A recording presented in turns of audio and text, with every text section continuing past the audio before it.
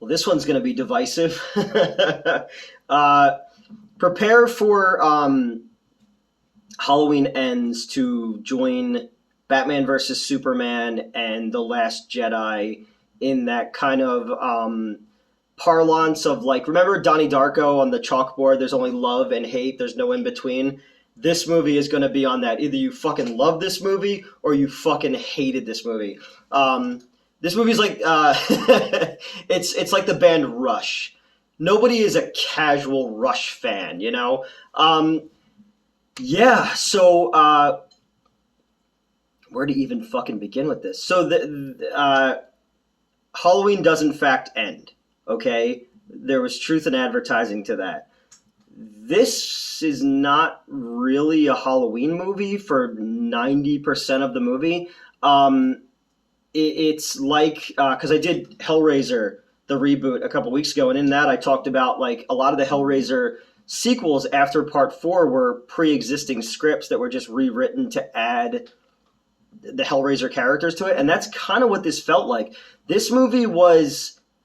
I was joking with Lana and her boyfriend in the lobby that it was like it's Mark Wahlberg's movie Fear about a crazy controlling boyfriend mixed with Stephen King's, which was directed by John Carpenter, Christine, mixed with Henry Portrait of a Serial Killer, mixed with It, mixed with a little Grease 2.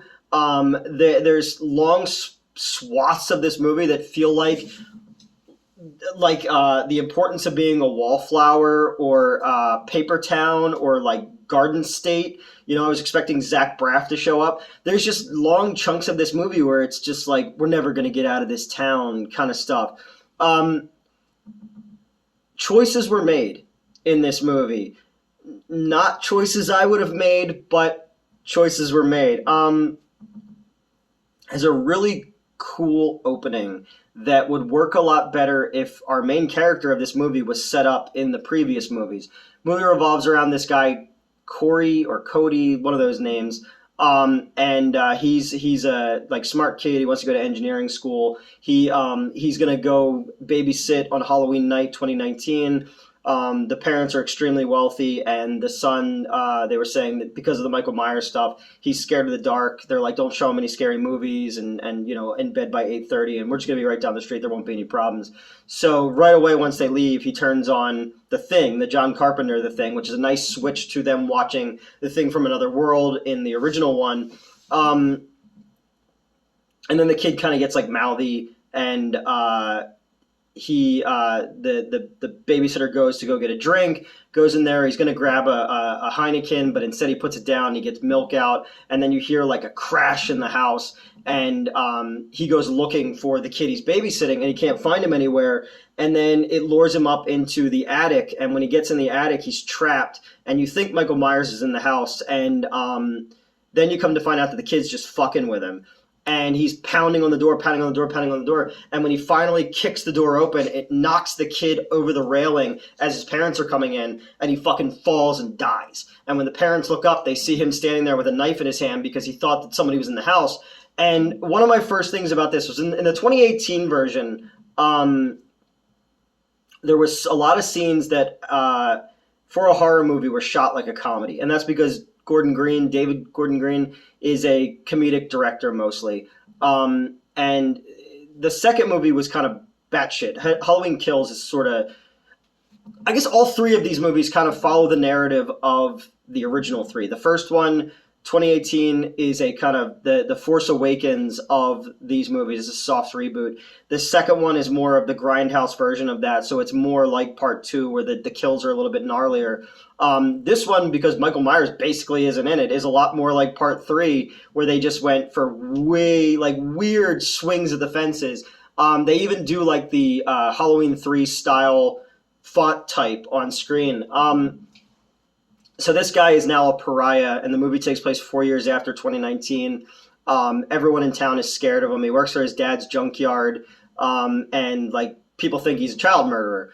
And these kids are kind of hassling him. And Laurie, after the death of her daughter, Michael's been gone for 4 years. She's kind of accepted things, and she's moved out of the old fortress house that she lived in, and her granddaughter's moved in with her, and her granddaughter's is a nurse now at the hospital, and Laurie's kind of writing a book. I leaned over to Lana's boyfriend. I was like, if this fucking movie ends like the last season of Roseanne, where it didn't really happen and she's just writing a book, I'm going to be super pissed off. It wasn't that, but it was kind of like that. There is a very unreliable narrator aspect to this. Laurie's trying to put her life together. Michael Myers, like the town since the night of like Evil Dies Tonight, the town's very much fallen into disrepair. You see a lot more of like urban decay going on in here. These kids are hassling Corey or Cody or whatever his name is, and he smashes a glass in his hand, and Laurie sees him kind of fucking with this kid. So she takes him to the hospital, and there he meets her granddaughter, and they kind of fall in love. And then from that point on, for like long periods of time, it becomes like a meet cute in a slasher movie. It's a meet cute, then it's like a romantic drama for a while, because you again, we're not getting any new insight on Michael Myers. We're not getting anything about Judy Greer's character, Laurie Strode's daughter's death, other than just references in the book that she's writing. It very much is just focusing on this completely new character. And I was like, what a weird fucking way to go with this. And I understand the narrative for this movie, the Strode saga, it's not the Thorne saga or whatever, is about generational trauma. And I understand that. And I think it was very well done how, the ripples in the pond, how it affects the family, but how it affects the community as well, and how the specter of Michael Myers lingers over this town. That's fine. That all makes sense. But this Cody character should have been set up in part one, because now we're spending all of our time with a completely new character, and it just felt weird. Also, the town has a radio station. And he's basically like the jive talking DJ from fucking Zombie 3 almost, It's weird. And like Laurie's granddaughter, like, she thinks that like her grandmother sees Michael Myers in everybody, because she sees in his eyes as he starts to change that like he's becoming like Michael. And everyone thinks she's crazy again. They're like, you haven't actually moved on. You're just, this is who you are. They go to a Halloween party, and while they're at the Halloween party, the Cody or Corey or whatever his name is like having a good time. And you can tell like the dude's a good actor. He looks like a young Heath Ledger or a young Joseph Gordon-Levitt in Brick. And Joseph Gordon-Levitt was killed by Michael Myers in Halloween H2O. He's a handsome guy, but you could tell that he lives in like this sheltered world. He works for his dad, who has a junkyard. His dad is like this really heavy-set Italian guy. He kind of reminded me of Vito from The Sopranos. Poor fucking Vito, man. He should have just stayed with Johnny Cakes, and he would have been fine.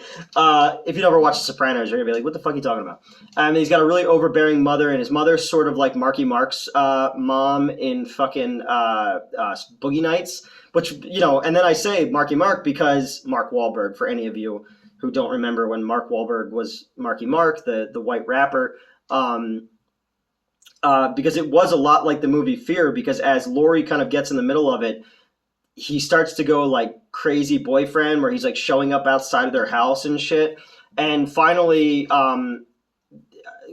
Laurie's granddaughter is like seeing like a 50-something-year-old cop, and it's super weird. And then that cop's character was one of the kids who were bullying Lonnie in the flashback scene of the last movie. Is all over the place. The cop follows him there, and you find out that Michael Myers has been living in a sewer drain for the last 4 years. Like it, or like a chud, or like when he was passed out in that old man's shack in part 5. And Michael is like really like fucked up from the other movies. He's like all hunched over and fucked up. But then this is where it becomes Christine, because he basically uses Michael and points. He's not Michael's partner, because that's what I was worried from seeing the trailers, because there were certain shots in the trailers where Michael had all of his fingers, and I was like, oh, there's a copycat killer. And it becomes that at some point. But he's like pointing Michael in the right direction to kill off people who make his life, like his bullies, or Laurie's granddaughter's bullies and stuff like that. Like the girl who got the promotion over her is like fucking her doctor boss, and like we're telling people that that's not okay, but the granddaughter dating the weird 50-something-year-old cop, it's, I don't know, a lot of mixed messages in this movie. And the gore is great. When they kill them, it's great. When he, I don't know. I'm like trying to like make sense of this because I didn't hate it. I went in expecting to hate it because people had told me, the things that it's like, and I was like, how does that gonna work? And I didn't hate the last one. I just thought the last one was just fucking bizarre and just felt so counter to what they had set up in the first one. But now this one's even a huge step away from where they went in the last one. So I like the score. I like the gore. Jamie Lee Curtis is great in it. She's playing Laurie as more of a character in this one, which I thought was fantastic. And all the way up to the third act, you're like, you expect things to go one way with Laurie, and they don't go that way. And when you get to, once you get to where Connor or Colin or whatever his name is killing in this creepy ass fucking scarecrow mask that he was wearing at the Halloween party, and it's probably one of the creepiest masks that I've seen since Decker in Nightbreed, when Cronenberg played the psychiatrist killer with the button eyes. This dude's like going around killing people in this creepy ass scarecrow mask, like an old fashioned like rubber band on the back kind of one. And you're kind of getting the idea. They kind of lead you to believe that every time Michael kills, not in like a Wolverine kind of way, but he's like coming more to life. And the dude, his hand, every time there's a murder, he unwraps the bandages on his hand. You can see that it's like infected. And that seems to be kind of the entire concept of these movies, is like that trauma becomes an infection. And there's Laurie says in it, she's like, there's two kinds of evil. There's the people who the world turns them into this, or they're born with this, or whatever it is, and then there's the people who don't know that they have it inside of them, and that's the most dangerous part. I don't know. This is a hard movie to fucking quantify. I also think it's funny they in one of the many like high school, we're never going to get out of this town type scenes, they get like told to fuck off by the DJ, the town's local DJ, the dude who sounds like the guy from, he sounds like he would be a Rob Zombie character, because like Lords of Salem had the DJ and stuff. He like threatens them, but then later on they're listening to him in the car, and I was like, I don't know, if somebody threatened me, I don't think I would be listening to their show anymore.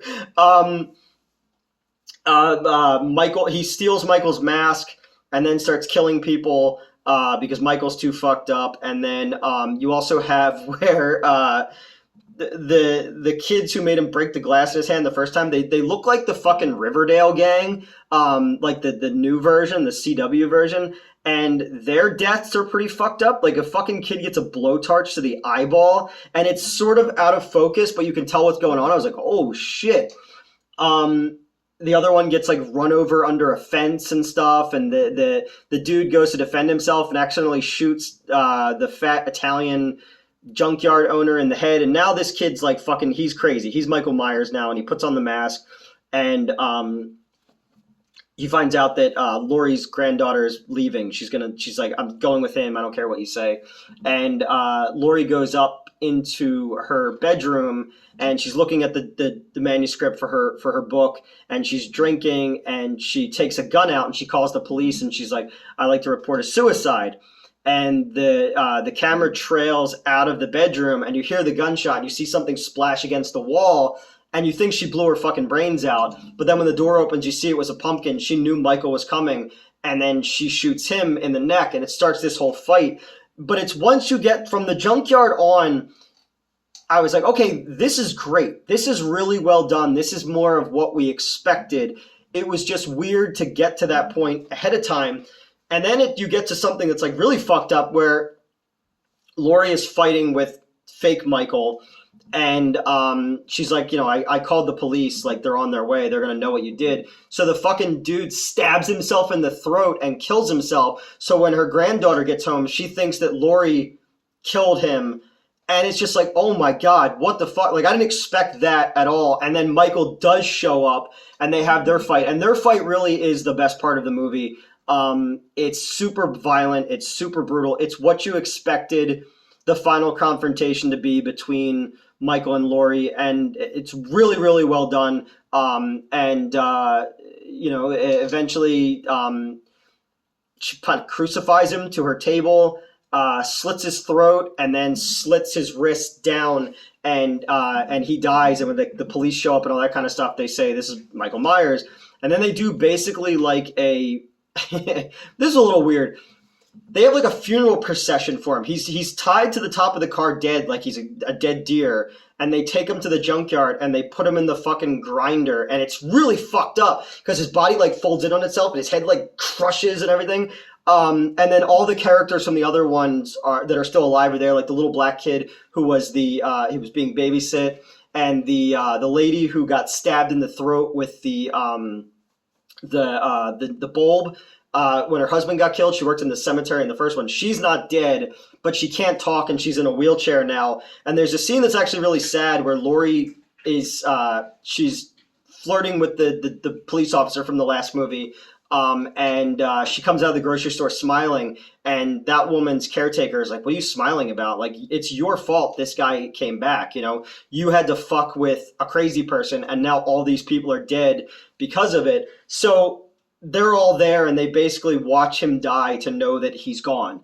And it's fucked up, but it's also like there's like been stories in the past of like people in a town who hated a guy and he was murdered, and they just covered it up and like let it. I was watching like one of those like infographic shows not too long ago where this dude in like the 40s, like everyone hated him in this town, and someone killed him by accident, and like the whole town just covered it up, and everyone did their fucking part to make sure that nobody found out about this.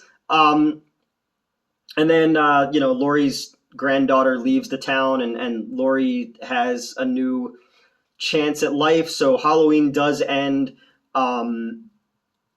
It's a hard movie to quantify. There was a lot of things about it that I really liked, but there's going to be so much shit in this movie that people are going to be like, what the fuck is this? Like, Michael Myers doesn't show up till 50 fucking minutes into the movie, and we're following this new character, and big portions of it, like I said, are like a romantic comedy, and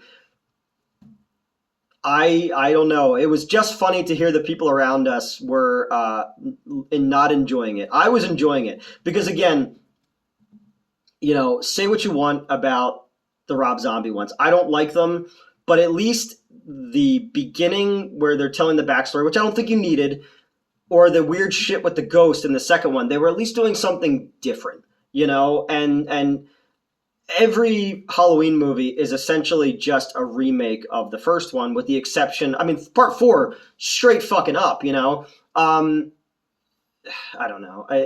I'm kind of glad that we're done with it. We're done with Michael Myers. I wish they would have gone the Halloween 3 route where each movie was its own story. I also didn't understand where Michael can't be the only one. There had to be other people who were born with that evil that you could have done stories about, and it's maybe the Michael Myers syndrome or something like that. And like Loomis's research goes into these other stories and takes place in different places. I don't know. It's weird. It's really fucking weird, and it's not going to be for everybody. And this is a movie that, like, if people like fucking memed on Evil Dies Tonight, there's a lot of shit in this too that people are going to be like, what the fuck is happening? Earlier today, I put a tweet up where I was like, I don't think any of us could have expected Busta Rhymes to ride in on a white horse that was voiced by Tina. Bold move by Blumhouse, not knowing that the movie was even fucking weirder than that. So, yeah, good gore, good score. Jamie Lee Curtis was really good. Everybody was well acted. We don't get to see Ben Tramer. I was waiting for fucking Ben Tramer to show up, and he never shows up. Shot much more like a Carpenter film. Some really cool shots. I don't know what else to say about it. It's a fucking it's divisive. I'm definitely looking forward to what other people say about it because when I left the theater, I didn't quite know what to think other than I liked it, but I understand anybody who's going to hate it.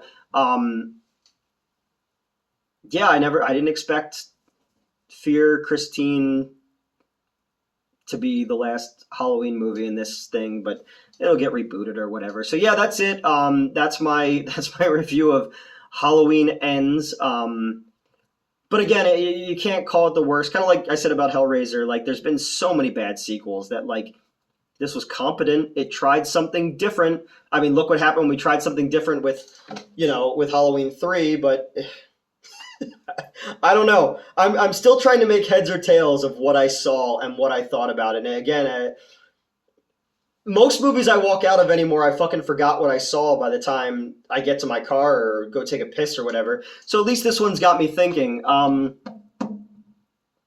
don't know. Tell me what you thought.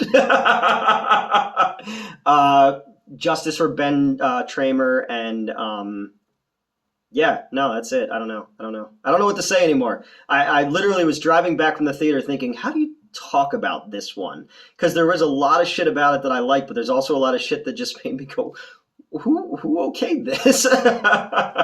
So that's it. Have a good one.